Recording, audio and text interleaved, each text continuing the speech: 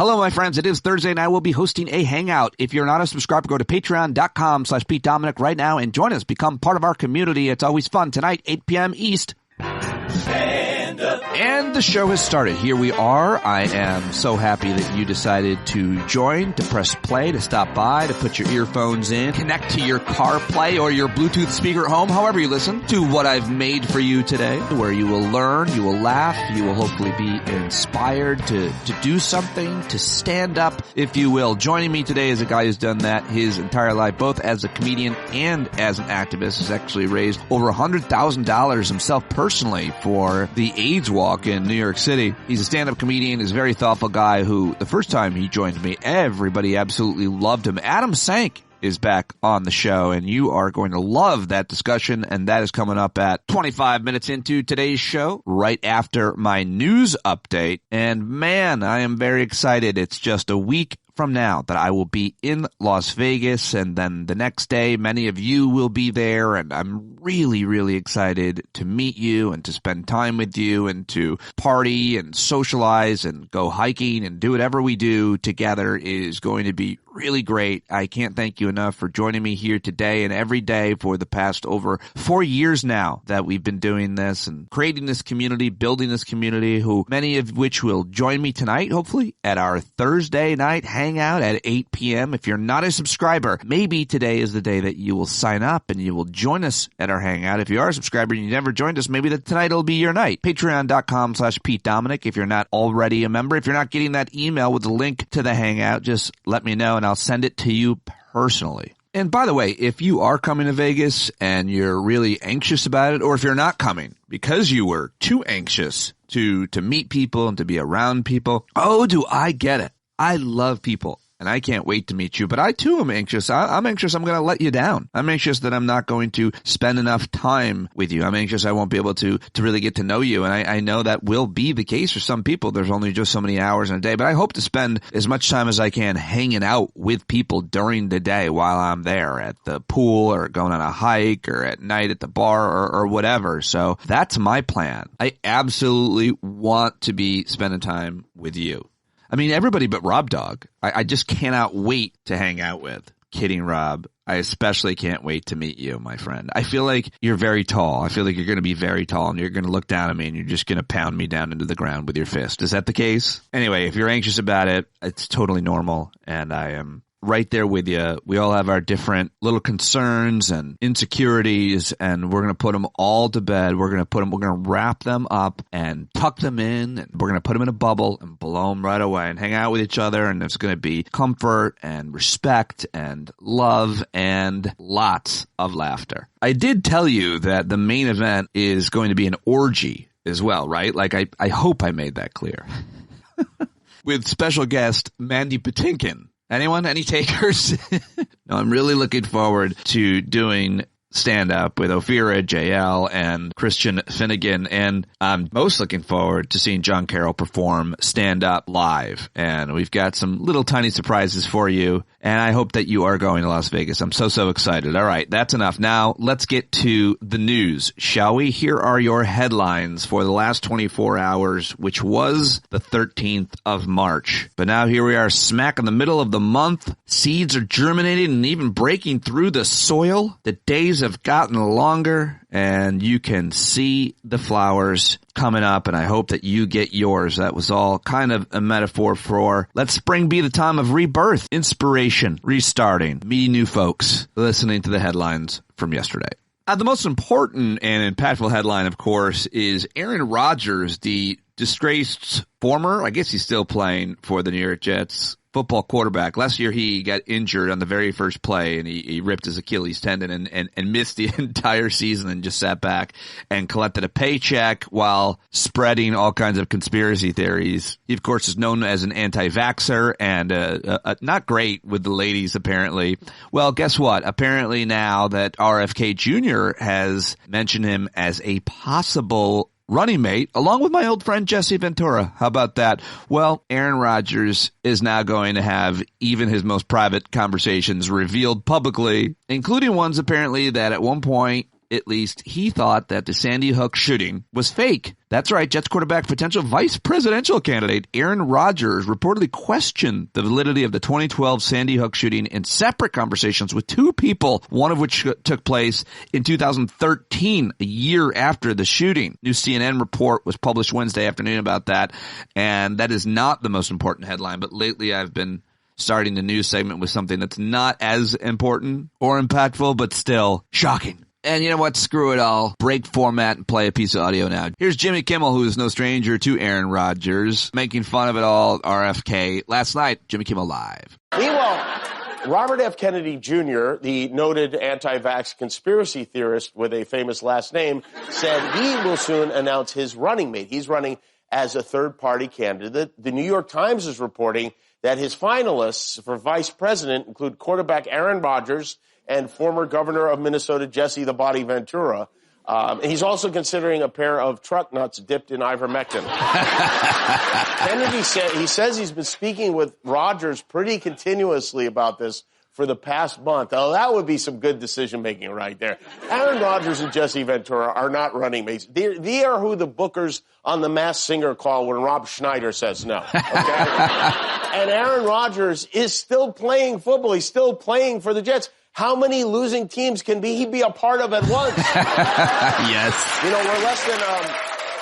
All right. Kimmel last night on ABC, and then he went on to talk about the big news around TikTok. Yesterday, the House of Representatives passed a bill that could lead the United States to ban the use of TikTok. And TikTokers went on and made crazy TikToks about the potential ban of TikTok. Now, I just want to see how many times I could say TikTok. The House of Representatives yesterday passed a bill that could lead to a nationwide ban against TikTok, one of the most popular social media apps. Not clear what the future of the bill will be in the Senate. I feel like that's probably the most important part, but the vote was 352 to 65, 50 Democrats, 15 Republicans voting in opposition. So more Republicans voting for it, a rare show of bipartisanship. President Biden has said he would sign the bill if it makes it to his desk, but will it? All depends on its uncertain future in the Senate, where the Majority Leader Chuck Schumer has remained uncommitted to the next steps and even bringing it to a vote. He's just said that the Senate will review the House legislation. Senate Intelligence Committee Chairman Mark Warner, a Democrat from Virginia, and the top Republican on the panel, Marco Rubio of Florida, urged support for the House bill, citing the strong showing in Wednesday's vote in the House. Democratic Senator Maria Cantwell, who is a chair of the Senate Commerce, Science, and Transportation Committee, wants to create a durable process that could apply to foreign entities beyond TikTok that might pose national security risks. And the disgraced former white supremacist in chief Donald Trump, the Republican nominee for president again, once a proponent of banning the platform, has since equivocated on his position, while Democrats are facing pressure from young progressives, among whom TikTok remains a preferred social media platform. So it's a pretty important, fascinating story that we'll learn and talk more about. What are your thoughts? Should TikTok be banned? Is China spying on us? Do you even care? Wait, what's this? Oh, it's Kimmel again. A poll, and half the people, and then some. And this is funny. You know, they did, just to give you an idea of the poll this app has, they did a poll, and half the people who use TikTok said they do believe it poses a threat to national security, but they still use it and keep it on their phones. I guess at this point, what the hell, right? I mean, half the country supports a national security threat for president, might as well dance. All right, there you go. And speaking of lawmakers in Washington, more on Capitol Hill, a bipartisan bill to expand the child tax credit and reinstate a set of business tax breaks has now stalled in the Senate, which is a real shame, but I'd like to learn more about that one. And finally on Capitol Hill, Hunter Biden yesterday, Hunter Biden, the president's son, rejected a request from House Republicans to testify publicly at a hearing next week, with his attorney blasting the planned panel as a circus act. So that is what I've got for you from Washington. The big headline in the morning yesterday was that the judge presiding over the election interference case in Georgia, where Fani Willis is the prosecutor, has dismissed some of the criminal counts against the former president Donald Trump and his co-conspirators in that RICO indictment. But legal analysts that I'm reading said not that big a deal. It means more likely that the judge is going to keep Fani Willis on the case, and she's going to be able to go forward forward with a prosecution of the former white supremacist in chief for trying to steal the election, specifically in Georgia. Give me a few votes, and all of the co-conspirators and organized crime around trying to make that happen with so many other people, including Rudy Giuliani. So that case, it looks like, will move forward. Now let's head overseas for more news. Apparently Ukraine sank 15 Russian ships, I should say, in the last 6 months. It'd be terrible if they were just sinking cruise liners. Ukraine sank 15 Russian ships in the last 6 months. The Kremlin has now fired its top naval commander, the biggest fallout yet from a series of devastating attacks by Ukraine on Russia's Black Sea fleet, according to Ukrainian and Western officials. And don't we want to continue to fund the destruction of the Russian Navy, which seems to be what is exactly what the Ukrainian military is doing? It's another reason to support that side in that horrific war. Speaking of Russia, the chief of staff to Alexei Navalny, the Russian opposition leader who died last month in an Arctic penal colony, his chief of staff was attacked yesterday with a hammer and tear gas, which is a weird form of weapons to attack anybody with outside his home in the capital of Lithuania. According to Mr. Navalny's press secretary, he said the police and ambulance have been called to the scene, but that is really terrible news. Russian mafia influence in Lithuania's capital. Thought this was good news. Forum shopping, judge shopping, is about to get harder. The panel of federal judges set a policy for the rest of federal judiciary yesterday, announcing a new rule intended to curb the practice in civil cases with nationwide implications like the mifepristone suit. This is a good step, a step in the right direction, so I wanted to make sure I mentioned anything positive with our courts. And now on to other news. Sad news for the company Family Dollar, which is owned by the parent company Dollar General. Yeah, I read it yesterday in the news. They're going to close nearly 1,000 stores, Family Dollar is. What does that mean for you and your rundown former great community and city? I mean, there's so many of those all over the country, and I don't know what that means for jobs, but John Oliver did a deep dive on these stores on Last Week Tonight a few weeks back. I highly recommend watching that episode in case you're feeling bad for these stores closing. After a public uproar in Michigan will no longer allow guns marked for destruction to be sold online as parts. That's right, Michigan vows to destroy buyback guns after a resale uproar, a change prompted by public anger over revelations that they were going to keep those guns alive and not kill them, not destroy them as promised. Michigan State Police, responsible for collecting unwanted firearms from local law enforcement, said on Tuesday the weapons would now be crushed and melted down in their entirety at a scrap metal site. The agency said it had disposed of 11,582 guns last year. The policy change came after reporting from the New York Times last December that communities across the country that claim to be removing guns from the streets through buyback programs, as well as eliminating confiscated or surplus weapons, were allowing them back on the market. And that is why journalism is important. And that's why the New York Times isn't all bad. We need great investigative journalists doing things. So the outcome is guns being melted down in this case. And I think it's worth mentioning that COVID was declared a national emergency 4 years ago yesterday, and obviously its effects still linger. Let's remember, Donald Trump as president did everything he could to allow that virus to continue. Remember, he didn't even want testing because he didn't want the numbers to hurt him politically. He suggested people take drugs that weren't proven to help you and could even kill you. He wanted us to drink bleach. He did everything that he could to make it worse, and he did, and that is worth remembering as some people are considering voting for him again. Well, those people probably don't even think COVID existed and that nobody died and that the vaccines are the ones that are the real killers. So I'm not sure how much we can convince them, but worth remembering. It was 4 years ago, folks, that we came together on Zoom and supported each other and have continued to. So to me, that is the real silver lining for me personally, is the terror and fear that COVID created, the isolation that it created, also built this community and so many others, because the lotus flower grows out of the mud. And in that metaphor, the mud was COVID and we're the flower, in case you missed it. Let's see. Finally, Neil Young said his music would return to Spotify, ending his 2-year protest for Joe Rogan's podcast. I wonder if he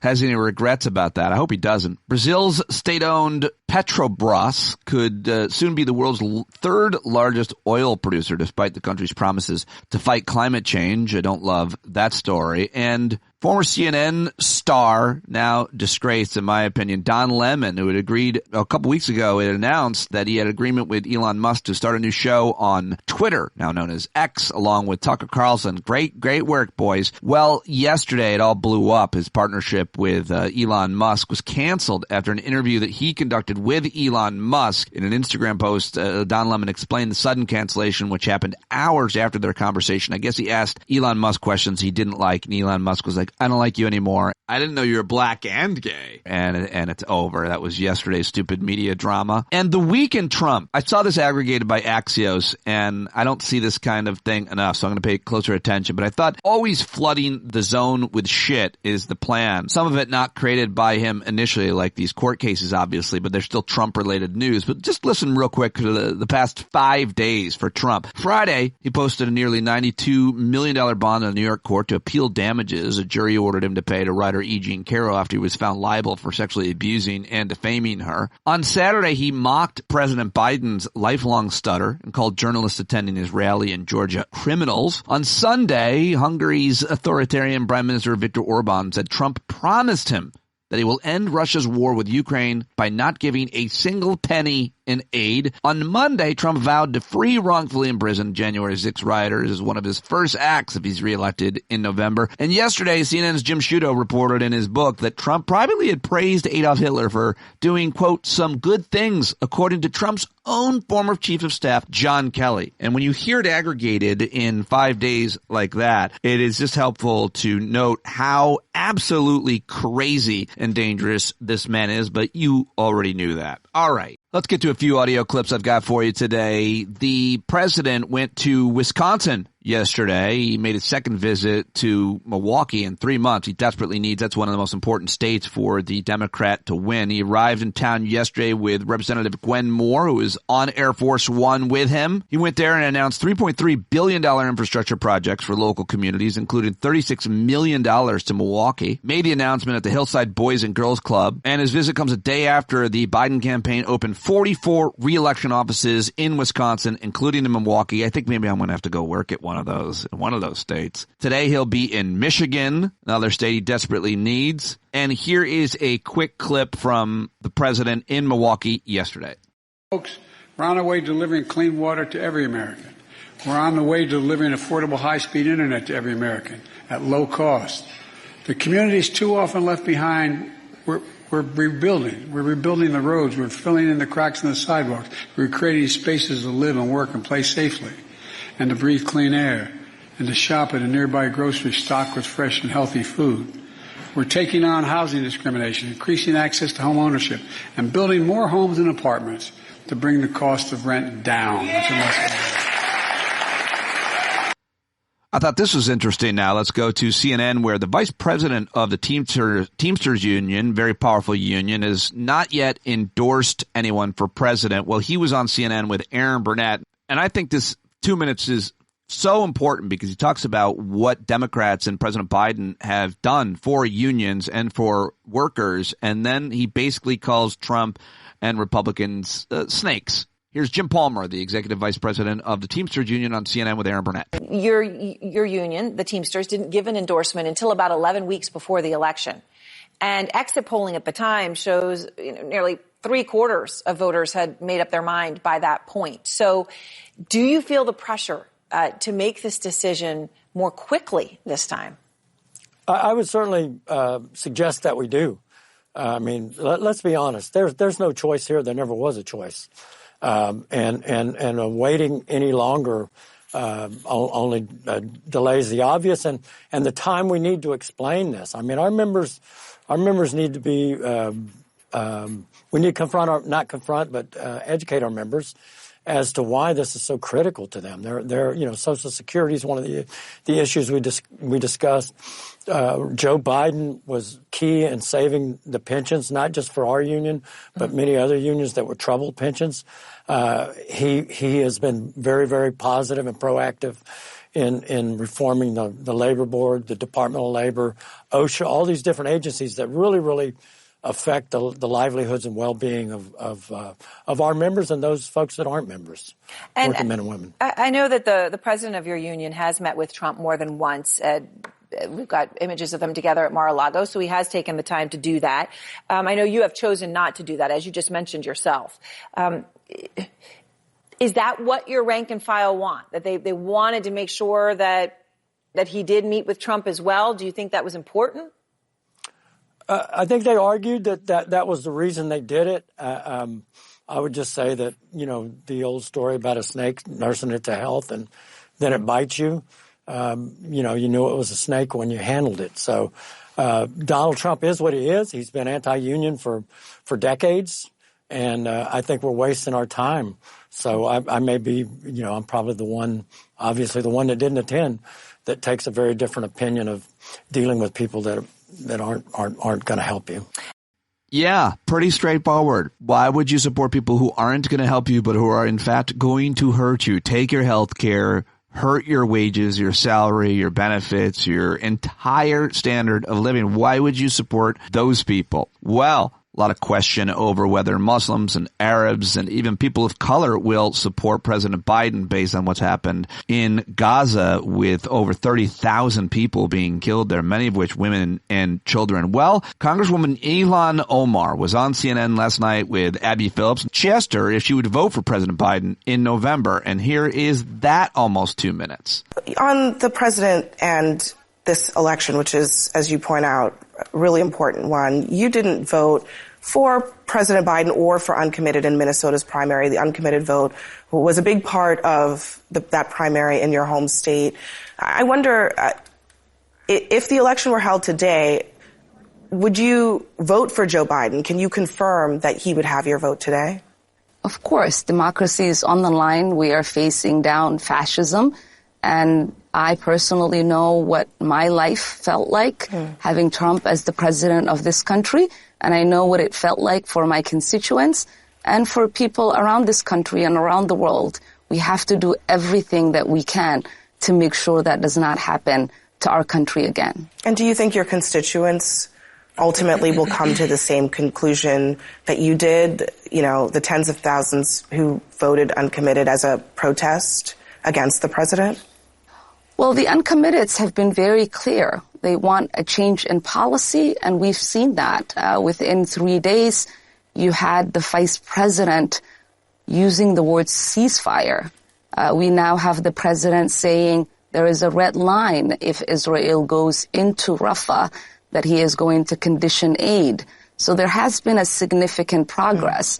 I think it is the responsibility of every citizen of this country that cares for the humanity of all to continue to push this administration to do what it can do to end the onslaught that Palestinians are living through every single day. All right. Great answer from Congresswoman Ilhan Omar, and that is what I've got for you outside of one final clip, which is here for laughs. I like to end the news segment with a little laughter before we get into my conversation with Adam Sank. Here's the great Stephen Colbert last night on CBS's Late Show pounding RFK Jr., and I am here for it. Now, one person who doesn't need a political party is independent candidate RFK Jr. He has been, he's been in a bit of hot water, which is one of the reasons he looks parboiled. The other reason is that he has admitted to flying on Jeffrey Epstein's plane. Well, last week, a podcaster asked him about that, and his explanation was refreshingly disturbing. I'm in New York for most of my life. Yeah. So, you run into everybody in New York. I mean, I knew Harvey Weinstein. I knew Roger Ailes. I knew O.J. Simpson came to my house. Bill Cosby came to my house. I mean, you got to understand. No, folks, you got to understand. R. Kelly is my roommate. I'm pen pals. I'm pen pals with Danny Masterson. My groomsmen were Kevin Spacey, Armie Hammer, and the Son of Sam. I once had dinner with Jeffrey Dahmer, and I knew it was people. What can I say? I live in New York. All right, there it is. Your news and sound brought to you by you. I can't put this segment together each and every day, and it takes hours every day without your support. So please sign up for a subscription if you haven't already. See, that's twice I asked for your money. Patreon.com/Pete Dominic. All right, I also can't get these amazing guests every day, so let's get to it, shall we? He is a hilarious, thoughtful stand-up comedian and host and podcaster. His new show, Bad Dates, has come back to New York City Saturday, April 6th, Wednesday, April 10th. I may be at the Wednesday show, by the way. I'm thinking about it. Bad Dates, a one-man show about many men is the official title, and you can get tickets. There's tickets in the show links, or you can go to adamsank.com. The first time he joined me here on the podcast was a really interesting and important conversation, touching a lot on the show, more than we do here. But of course, we talk about that and so much more. Adam's perspective is really important and interesting and somewhat provocative. I love the guy. I love his humor and his passion, his honesty, his vulnerability, I think, are what really comes out in our conversations. I hope you'll follow him on social media. Go to adamsank.com. Follow him on Instagram, Twitter, and Facebook, and everywhere else. Great guy, great guest. Let's do it again with Adam Sank. Adam Sank is back. He was such a hit the last time he was here, and I saw that you're promoting the show in April. I said, let's talk again. Can we talk again? And you said yes. Hi, thank you. Absolutely, Pete. Anything for you. Very, very kind of you to join me again. And like I said, people just loved our first conversation. And since we talked that time, a lot of good stuff has happened with the show. You took it on the road. You went to Florida. What happened? Yeah, so I took the show to Wilton Manors, Florida, which is a little gay enclave right on the outskirts of Fort Lauderdale. It's like an entirely LGBTQ city. And they have two theaters, not surprisingly, in a city with only 6,000 people. They have two back-to-back theaters on the same block. And there's one called The Foundry, where I had performed before. And I did the show there for 2 weeks, and we sold out every show. And because I kept doing it, and I'm sure you have this experience, because I kept doing the same material over and over again, it kept growing. I kept thinking of new lines to add or new stories to add. And by the time I left Florida, the show had grown from 60 minutes to 90 minutes. Remind everybody about what the show's about, the premise of the show, your experience in dating and relationships throughout your life. Yeah. So Bad Dates is really about my dating life, my relationship life, my sex life, which is one of the reasons it's so filthy a show. I basically start with my adolescence and I go to the present date through virtually every hookup relationship. I certainly couldn't cover all of them. That would be a 45-hour production. It would be like 10 Angels in Americas, but I cover a lot. And while it is primarily a funny show, a humorous show, towards the end, spoiler alert, I drop a story that ended in tragedy. And it's a really shocking, awful story. And then there's kind of a takeaway, or like, what did I learn from this? And what does all this mean? And why have I spent half my life searching for the perfect man and the perfect relationship? And that's sort of the last 10 minutes of the show, which for me, by the way, is my favorite part of the show, because it's sort of like, here's why you've been listening to me tell all these stories. And for me, I've never had that before. In stand-up, it was always like, my goal was just to make people laugh. And over the years, the comics I've admired the most have been the ones who have actually crafted a show that was about something and had a takeaway and wasn't necessarily all funny, like Mike Birbiglia. But I never thought I could do that. And so this is the first time I even tried something like that. And it's worked out great. First of all, there's an entirely gay city in Florida, and you're doing a show there, a one-man show, Bad Dates in Florida, with all these gay people. You're not even supposed to say the word in that state. So my more serious question is, I think people don't realize how strong the LGBT community is, the diaspora in Florida. And what does it mean? Like, can you just give me the concerns? I mean, are folks there that live in Florida in that community, which is so under attack in the schools and in the state legislature, are they paying attention? Are they concerned? Can you say anything about that gay community in Florida? I mean, first I'll say that Florida for the last 50 years had always been a gay friendly vacation spot, if not necessarily a place to live. In the 90s, when I first started like living my adult gay life, South Beach was where we would all go. South Beach was almost entirely gay. If you remember the movie The Birdcage, which is not one of my favorite films for several reasons, but they set it in South Beach because that was sort of the gay resort destination at the time. And, you know, just endless gay bars and gay restaurants and gay people walking the streets. And it was party central. And then in the early 2000s, there was a gay diaspora out of South Beach and Miami into Fort Lauderdale. And suddenly Fort Lauderdale was like the hot place to live if you were a gay man. And then that got too expensive and people literally moved down the road to Wilton Manors and established this queer outpost. And they have a gay mayor. They have a gay city council. When I say gay, I mean gay, lesbian, trans, you know, the whole spectrum. It is a queer majority city. And yes, they are terrified and shocked by DeSantis, and they're resisting as much as they can. I'm sure you saw the settlement of the lawsuit yesterday that I think is, however DeSantis tries to spin it, I think it's a loss for him and a victory for queer kids and their family, because yes, you can say gay in Florida schools, according to this settlement that DeSantis agreed to. You can talk about bullying against LGBTQ people, and you can counsel LGBTQ kids. The agreement is it just can't be part of the instruction of the school day, which, by the way, it never was. No one was ever teaching gayness. Yeah, you're forcing gay characters into places they normally and traditionally didn't belong, like lumberjacking and sports. Yeah, sports. Exactly. Where there's never any gay guys. And then, you know, everything we would read, there's gay, you're forcing homosexuality and your LGBT agenda into our school lessons. And there's gay books and stuff in a library. So no more of that. I think it's a good question. I think if I remember the AP story I read yesterday, I think books are allowed, books that have queer characters in them. They just can't be taught. In other words, your teacher can't assign you Heather Has Two Mommies, but Heather Has Two Mommies can be in the school library. I believe that's what the agreement says. I mean, were they ever assigning those like overtly gay books ever? Or were they ever? I mean, I suppose some teachers were probably choosing to read them or whatever, but I mean, listen, I went to college at the University of Michigan. I'm sure in Ann Arbor, there are teachers assigning kids books with queer themes or queer characters, and the parents are probably 100% in favor of that. Yeah. I would say there are probably some communities in Florida like Wilton Manors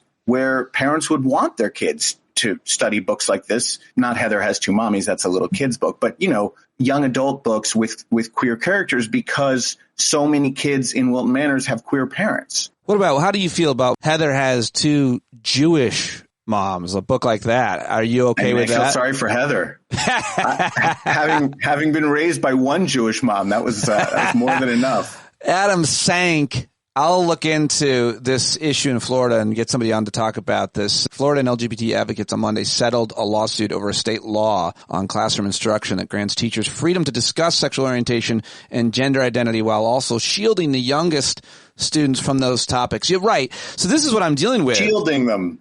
Well, this is what I'm dealing with in my school board. I mean, it's really hard to combat when someone says you're teaching anal sex to our kids in 8th grade, because all the nuances is lost. I wish they had taught me that in 8th grade. It would have saved me so much trouble. But the thing is, they probably did. Like, sex ed is when we learned. I don't know where in New York.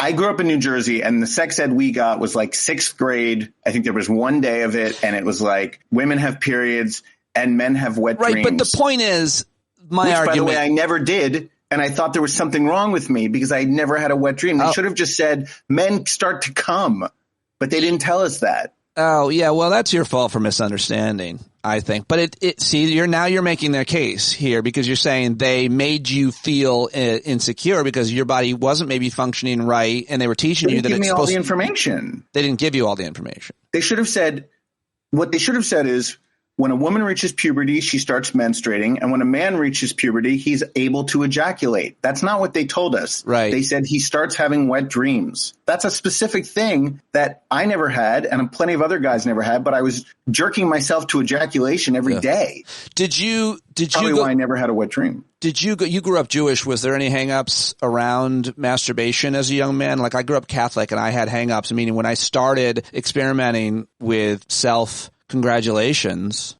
I basically felt guilty to touch myself. And shaking hands with yourself. Yeah, I would hump everything.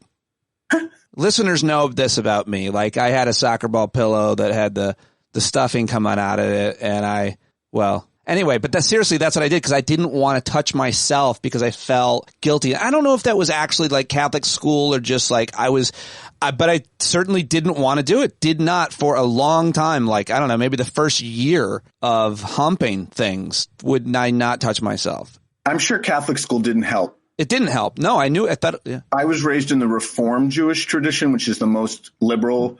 And fun fact about my parents, although they were not exactly what I would call gay friendly when I came out, they at one time taught sex education in schools in my town. Before I was old enough to go to school, my father was a pediatrician. And so he and my mother would come into school one day a year and they would lead sex education. They started sex ed classes. So definitely they were as heterosexual sex positive as they could be. And I never got the message that there was anything wrong with touching yourself. You don't getting back to the controversy in the schools, the people that you were arguing with, you don't really get to have a fair exchange of ideas. Let's start with that. Like, it's just it's taking place on Facebook, which isn't really a traditional exchange. It's just people, sometimes anonymous, just sniping at each other. And then at the board meetings, people screaming at us and calling names. I got attacked on the way out last week. It's absolutely nuts. But the point is, if I could get them to listen, like, no one's teaching your kids to have anal sex. They're teaching sex ed. They're explaining what these things are. But there's a huge difference between saying you should go have sex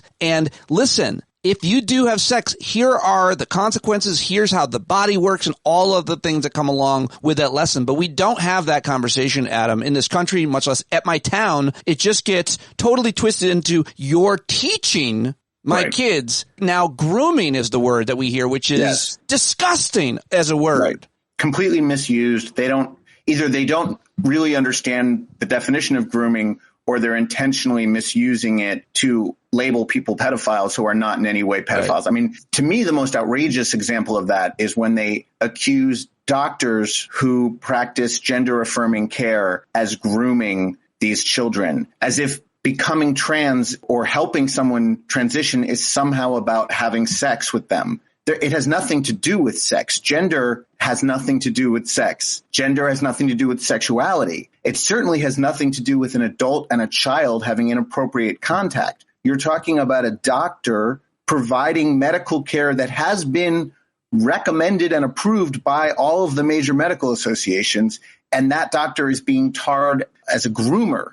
It's such it's a perversion of facts and common sense and reality. I am finding myself at these meetings and fighting with these people over the issue specifically now of pronouns and this law that if the kid comes and says, I want to use these pronouns, the teachers and I don't want you to tell my parents about it because they'd be mad and bad. The teachers then have to meet with like basically a team and decide if they're going to notify the parents or if the kid's in danger, which is the case with all what's called first reporters, adults in schools. If you see a kid, with bruises or it seems you got to report that stuff no matter what it is. But so they're hijacking that, which is ridiculous, Adam, because just answer me this. If your child is identifying with different pronouns, gender pronouns at school, and you don't know that, as a parent, did you not see your son coming home and wearing a dress for years and painting his nails and all these things? Like you didn't. Did you not talk to him? If you don't talk to your kids, then it's on you. But what do you think of the parent who says, you're taking my parental rights by not notifying me? In the rare case where a kid says, please don't tell my parents about this, isn't that just a sign that the parent isn't spending any time with their kid? Or they've created such a repressive environment that their child doesn't feel safe telling them some very basic truths about him or herself. But also think about the misplaced priorities here. These parents are more concerned and more upset about things like pronouns and books in the library than they are about school shootings. Like if your actual concern is the welfare and safety of your child, shouldn't your first priority be like getting fucking guns out of the school and out of society and out of the hands of psychopaths? No, my main concern is that they not be taught trans.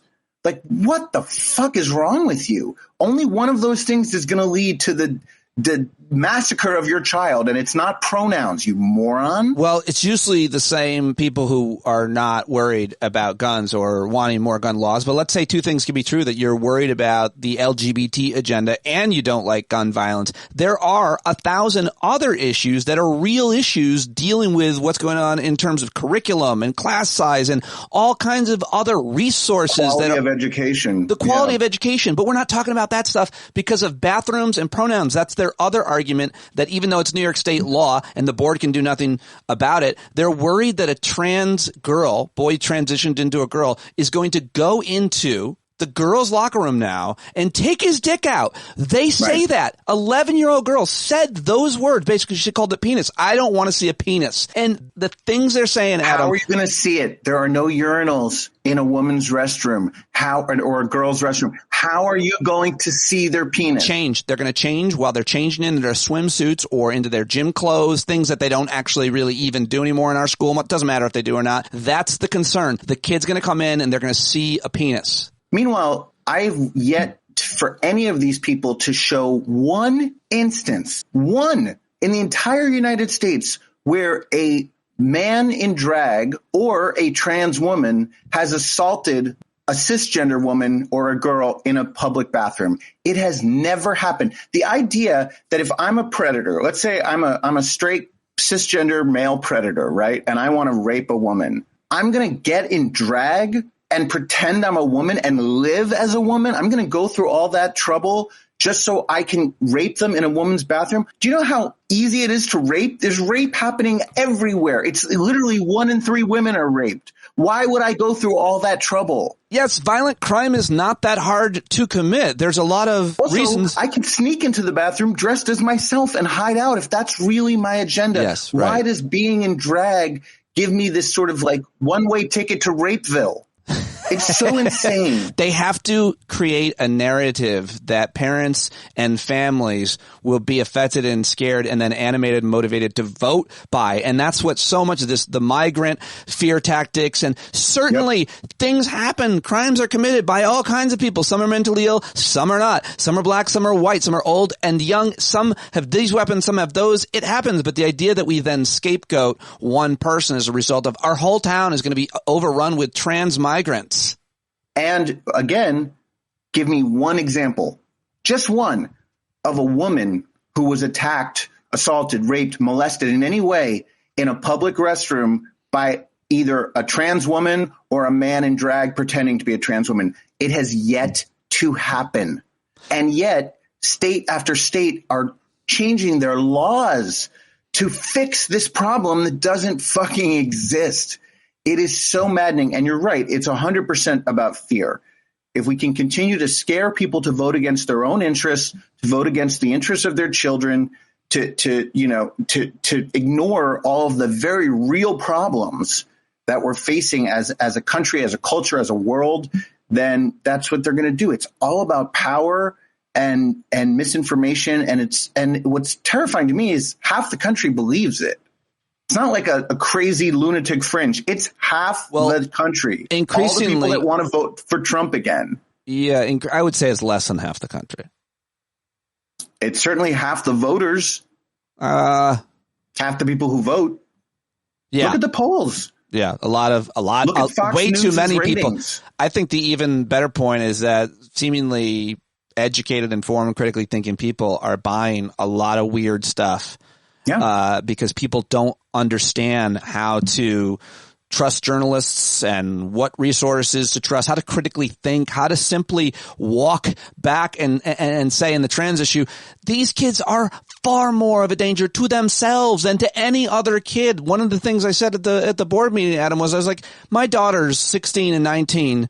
I'm not worried about them. I'm not worried about them at all. I'm worried about these other kids, as are my daughters. My daughters aren't worried. They're worried about these kids who are vulnerable, who are a threat to themselves. Say a bit about what people go through, whether they are confused, as all young people are, about everything, including their gender at times, and especially their sexuality. Talk about how challenging that was for you and other people, and much less their gender identity. That's even more confusing, it would seem. Yeah, I mean, I definitely can't speak to the experience of a trans or non-binary child. Like, I can't even imagine how hard it must be. And I just want to say something about that. The notion that anyone is pressuring these kids to transition,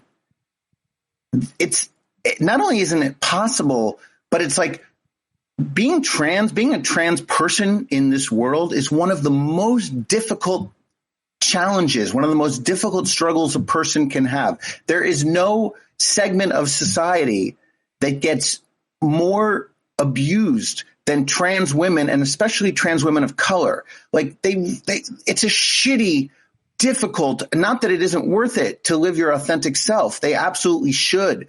But like, nobody would choose this. Nobody could get pressured into this. Well, it's how about this? Hard. Just try this one on. They're not forcing them to transition. They're not coaxing them to, but what parents are, and schools now and other, liberal progressive cultures are, they're accepting. You can be whatever you want to be. They make the argument that kids they can be cats. Sure, meow, I'll meow with you. We accept it. We don't tell them you're a human, you're a boy, you're straight. We don't, I don't know exactly, but we're My response to that is, if some kid wants to live as a cat, I'm fine with that, as long as he goes to school and does his chores and continues to function socially. If he thinks he's a cat, what do I give a shit? Well, because why is identity so terrifying? Because to people? The teachers and the schools and the parents are now advocating that kid wants to live as a cat, and so now they need to accommodate him with a kitty litter in the classroom. You haven't heard this?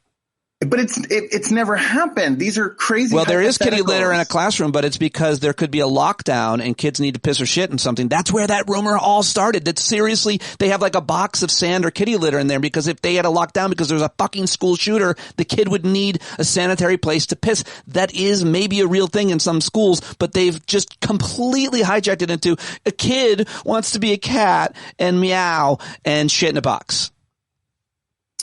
I mean, I'm speechless about that. But I will say, back to your original question, I grew up a closeted gay kid in the 80s. I talk about this a little bit in the show.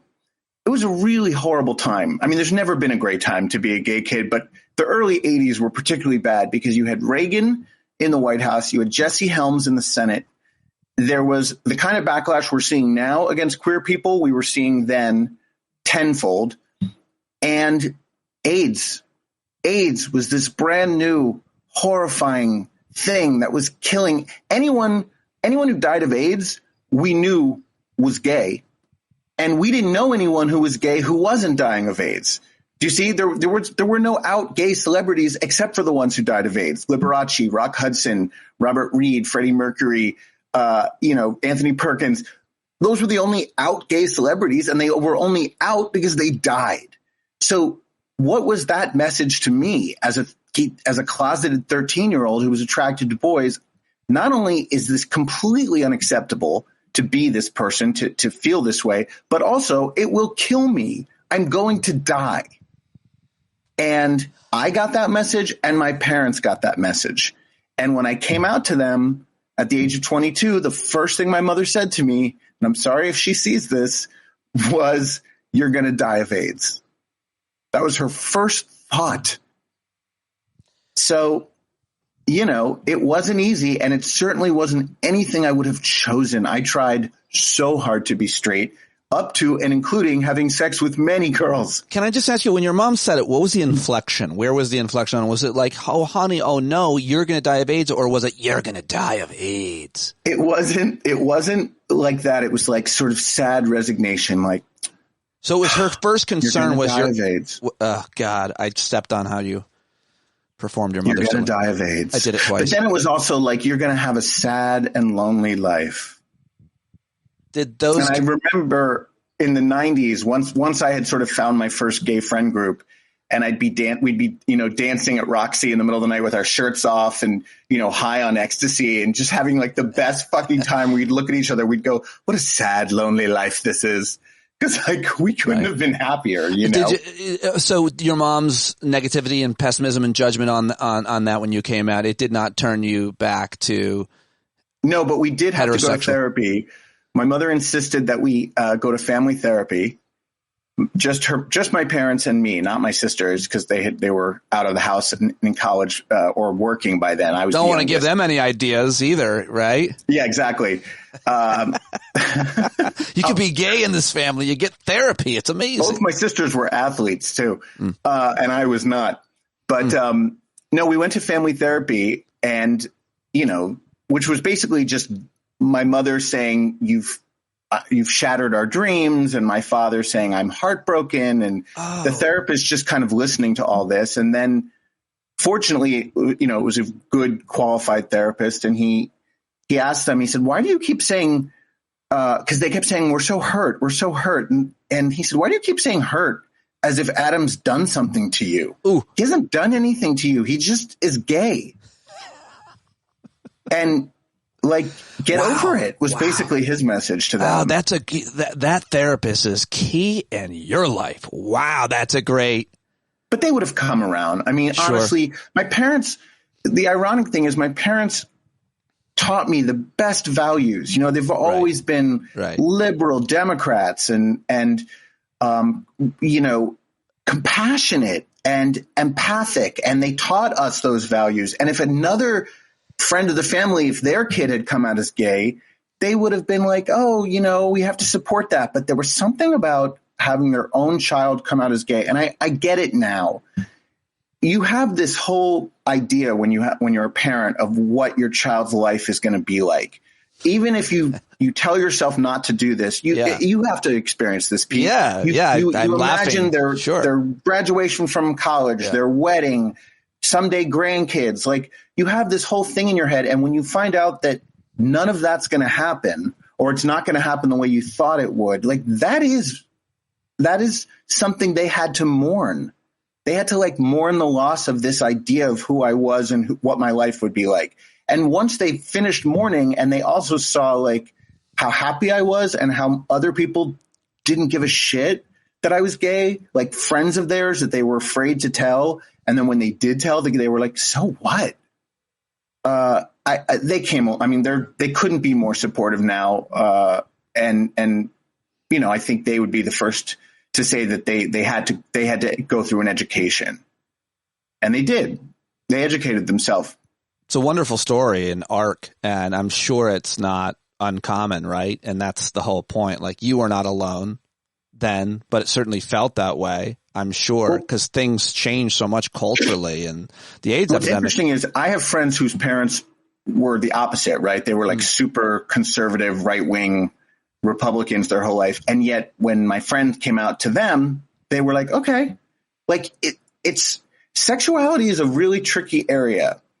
And I don't think it always aligns with your belief system and your politics. I think clearly there are gay Republicans, right? And there are conservatives, parents who remain conservative, but yet they love and accept their queer child. And there are liberal parents like mine who have a terrible reaction when their kid comes out. So it's hard to predict. But I wonder how different it is, and I shouldn't be asking you this, and I don't know that it's that important, but for men versus women, meaning I have daughters, and if they came out as gay, meaning they wanted to be with women, I don't know. I think it's different than if your son comes out as gay and wants to be with, for some people, because of cultural norms and stereotypes. But also, in my case, I guess I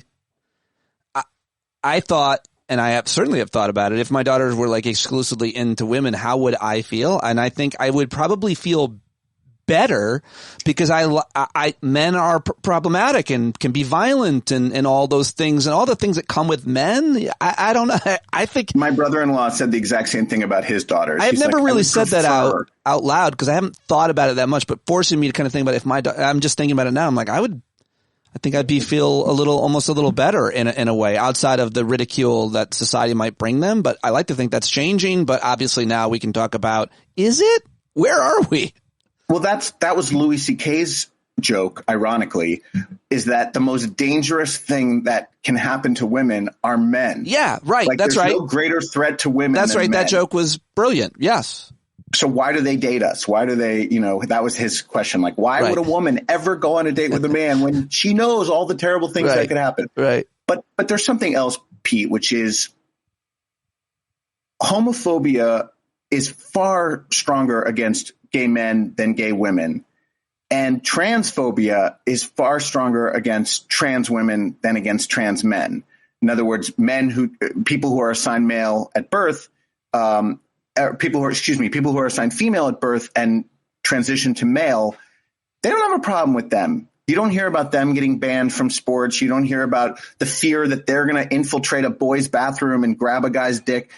All of that is misogyny, all of it, because there's nothing worse to our culture than for a man to be feminine in any way, for a man to be like a woman in any way. That is the ultimate insult, the ultimate threat, the ultimate repulsion. It goes against everything that our patriarchy is built on. And so, yeah, I think lesbians, not that lesbians don't take a lot of shit and also get gay bashed and discriminated against and all that stuff. And thrown out of their families and the Cheneys. Absolutely. They certainly do. But the magnitude is far greater, I believe, for queer men than for queer women, and for trans women than for trans men. And it's all about misogyny. And it's all about, because it's okay for a woman to dress like a man, right? Guys think that's hot. Annie Hall, she started a whole nationwide trend. Nobody freaked out about that. Well, I mean, a female executive today wearing a pantsuit would be no one would think. The norm. Yeah, they would probably even be more intimidated by them or something. I don't know.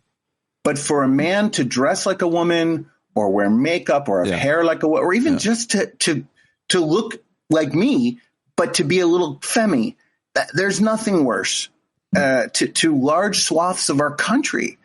And so that's it's really about men are better, male is better, and therefore for a man to act like anything but a man or want to be anything but a man, and they see a gay man as wanting to be like a woman because we get penetrated, although half of us don't, they see that as the ultimate, like, how dare you? Like, the ultimate transgression.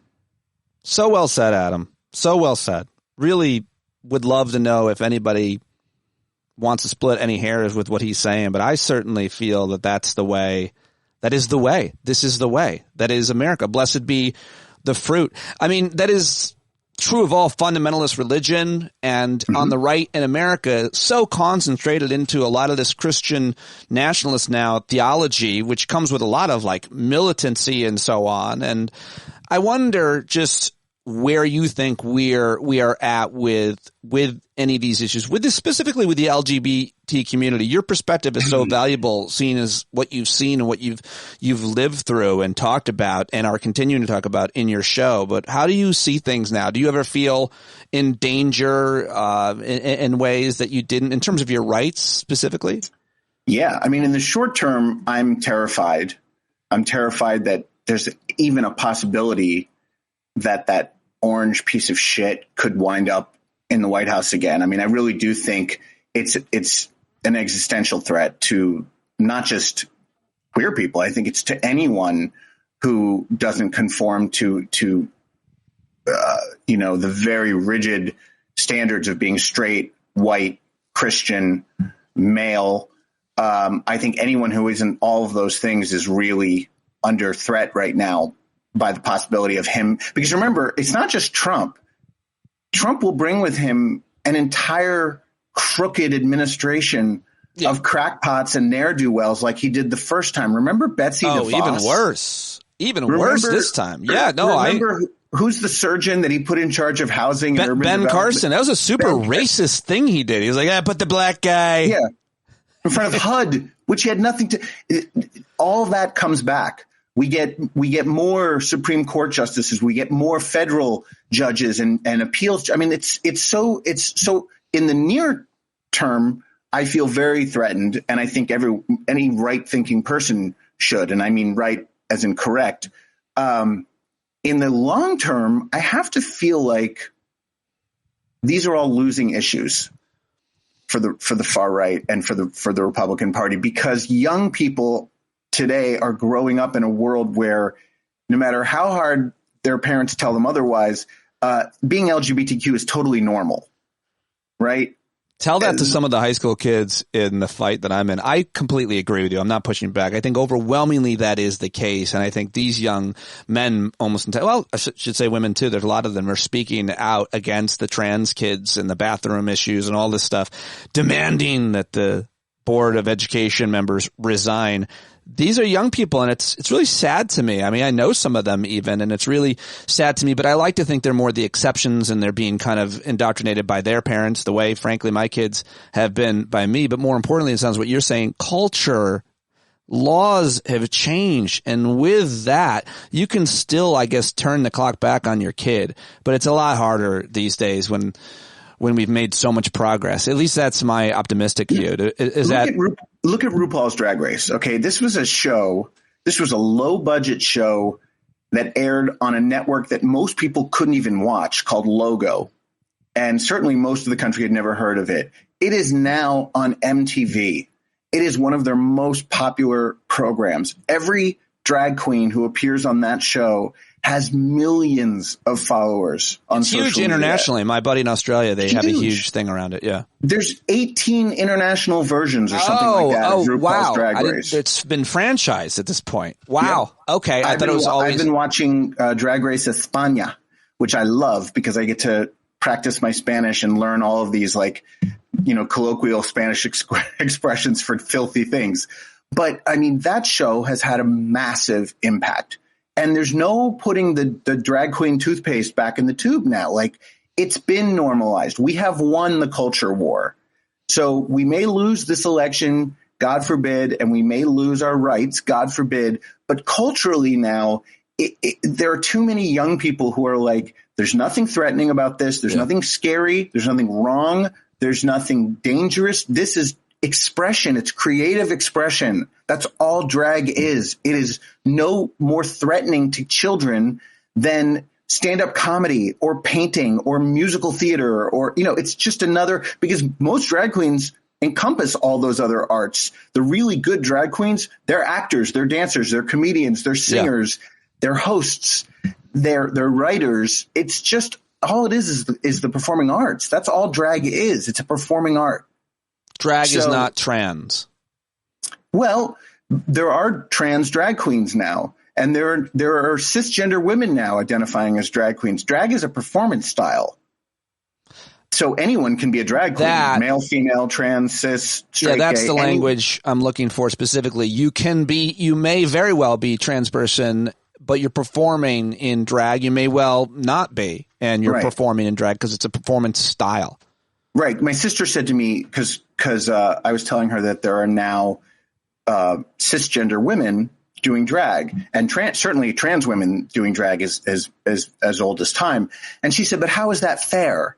How is that fair? Like, they have an advantage. I said, Anna, watch the show. Do any of those drag queens look like women that you know? Do they look like you? They've got gigantic tits, and they're made up to the sky, and they've got wigs up to that's what drag is. It's not about trying to pass as a woman. Right. Yeah. It's a costume. People don't get that. It's a costume, which is a big part of performance. Do you wear costumes do you have changes in your show? No, but funny you should ask. One of the shows I did in Florida was for a gay nudist group.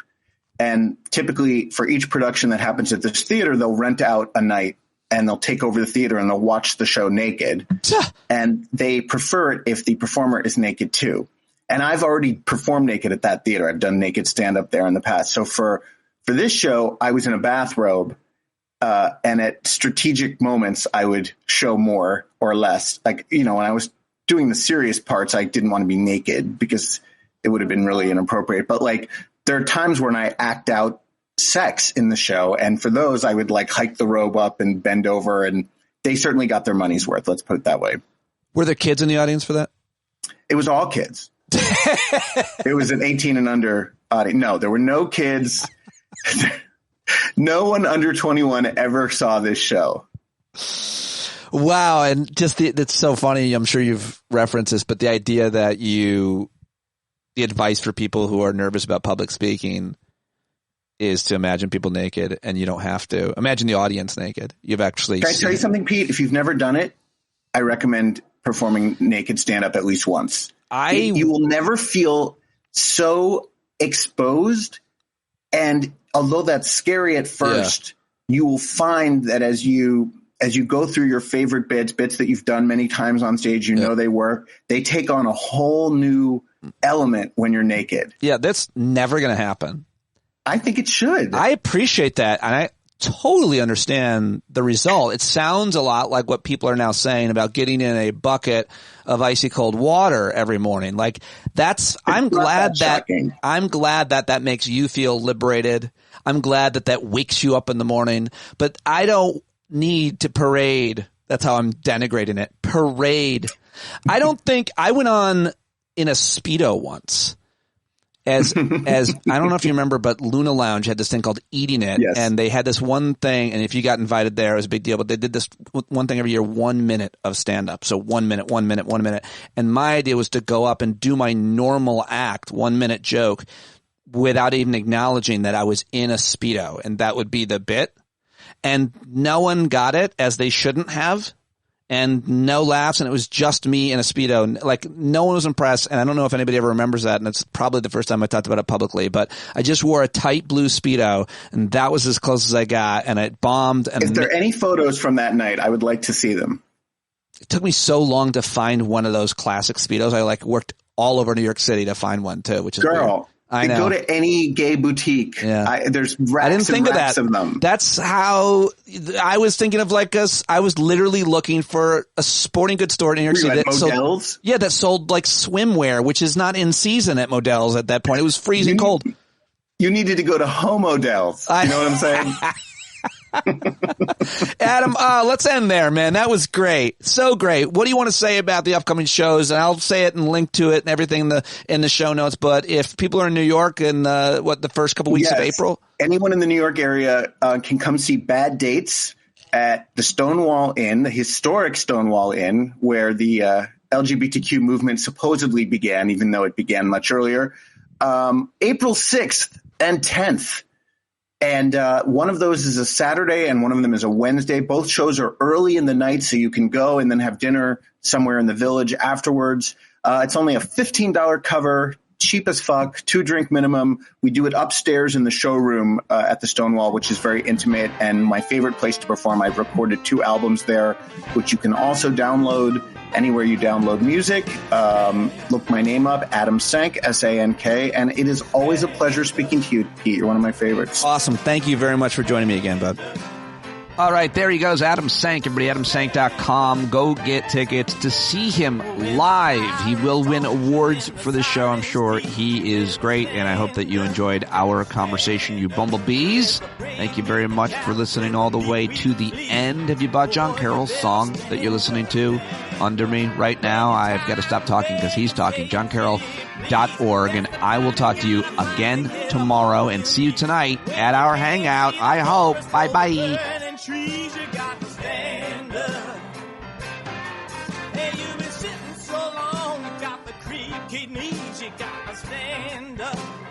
Stand up. I think you're driving wheels with leaking grease.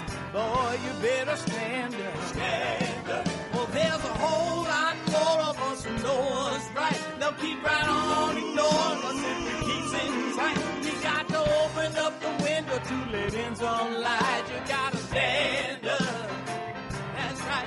You got to rise up. You got to stand up. You got to stare the devil straight in the eye. We got to let him know it's his turn to go.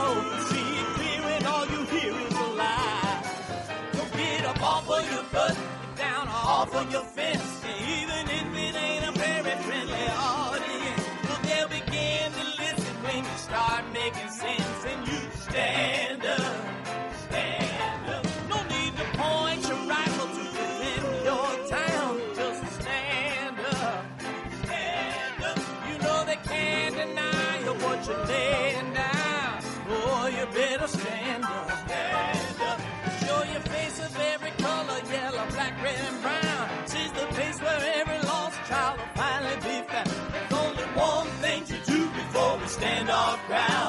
to stand up, stand up. Well, the founding fathers saw a land for all. They had to stand up, they had to stand up. They had a keen imagination for a crystal ball, drawing all the plans of a stand up. But all they had to go on was the time they were in, with other causes for laws, and since they weren't even sin, they knew that change was gonna come before the change could begin. They had to stand up.